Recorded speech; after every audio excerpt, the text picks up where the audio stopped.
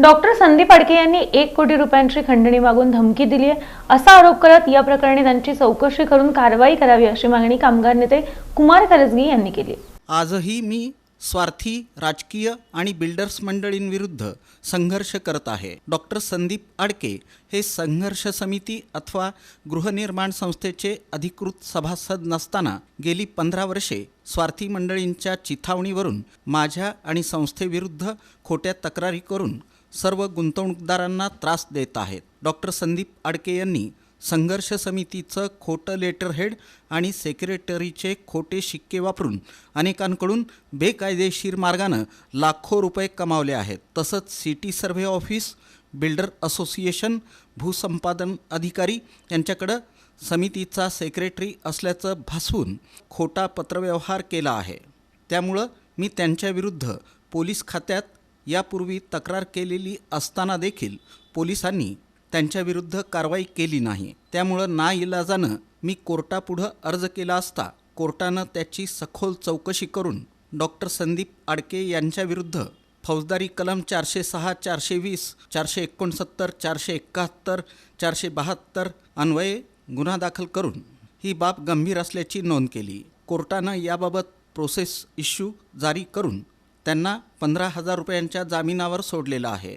त्यांनी माझ्याविरुद्ध पोलीस खातं, धर्मादाय खातं, इन्कम टॅक्स खातं वगैरे ठिकाणी खोट्या तक्रारी केल्या आहेत असाही आरोप कुमार करजगी यांनी केला।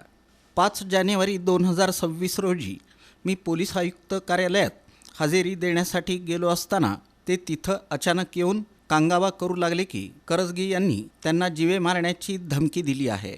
त्यावेळी त्यांना कार्यालयातून बाहेर काढलं असता डॉक्टर संदीप अडके यांनी माझ्यासोबत आलेले आणि बाहेर उभे असलेले माझे साथीदार सतीश राजपूत यांना सांगितलं की मला 15 वर्षात खूप खर्च झाला आहे। कुमार करजगी यांच्याविरुद्ध मी सर्व तक्रारी एकाच अटीवर मागे घेईन। कुमार करजगी यांना रेल्वेकडून करोडो रुपये नुकसान भरपाई मिळणार आहे आणि ते मला माहीत आहे। जर त्यांनी मला 1 कोटी रुपये रोख स्वरूपात ताबडतोब दिले पाहिजे। जर कुमार करजगी यांनी ही रक्कम ताबडतोब मला दिली नाही तर त्याचे गंभीर परिणाम त्यांना भोगावे लागतील असा दम दिला असल्याचा आरोप कुमार करजगी यांनी केला। अनेक संस्था आणि गुंतवणूकदारांकडून गैरमार्गानं पैसा उकळण्याचं काम डॉक्टर संदीप अडके हे करत आहेत। मलाही त्यांनी बेकायदेशीर खंडणी मागितली आहे असा आरोप करत या प्रकरणी डॉक्टर संदीप अडके यांची पोलीस प्रशासनानं कायदेशीर सखोल चौकशी करावी अशी मागणी पोलीस आयुक्तांकडे केल्याची माहिती जुनी मिल संघर्ष समितीचे चेअरमन कुमार करजगी यांनी पत्रकार परिषदेत दिली। सोलापूरला मातेपूर पैशासाठी पिसाळ झालेला जुनी मिल जागेतील त्यांना प्लॉटला पैसे भरलेले आहेत।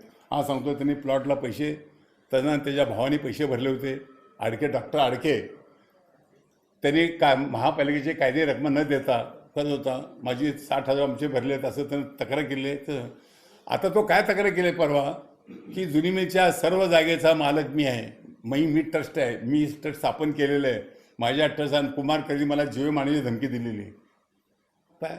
आणि पुन्हा मी ते करत असताना मी म्हणतात ना कुत्रं पिसाळल्यानंतर कुत्रा चावता, आपण कुत्रा चावतो नाही चावत। मी माझं काम करत असताना त्यांनी माझ्या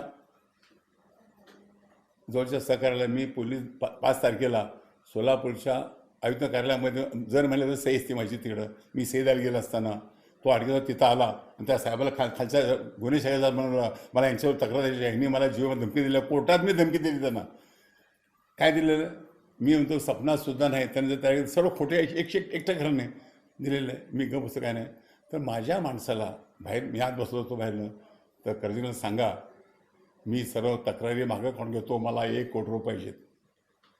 म्हणजे पैसे असेल तुम्हाला जुनी मिल जागेच्या रेल्वे पैसे मिळणार आहेत। आता माझ्या जागेतून रेल्वे गेली, रेल्वेचा काय जो पैसा मिळतो आम्हाला जो सावकारच्या 30-35 कोटी व्याज द्यायचं आहे मला, त्या जुनी मिल जागेतनी रेल्वे गेली त्या रेल्वेतून पहिला पैसे पाहिजेत।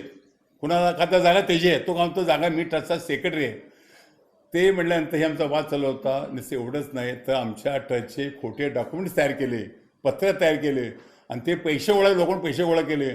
यावर मी तक्रार दिल्या. त्याला मी त्याच्याविरोधात कोर्टात केस दाखल केली आणि कोर्टामध्ये सर्व प्रॉसिक्युशन जुने त्यानं खोटी केल्या त्याच्या प्रॉसिक्युशन हे दाखल झाली. तो 15,000 रुपयाच्या जामीनावर त्याला कोर्टाने बाहेर सोडलेलं आहे.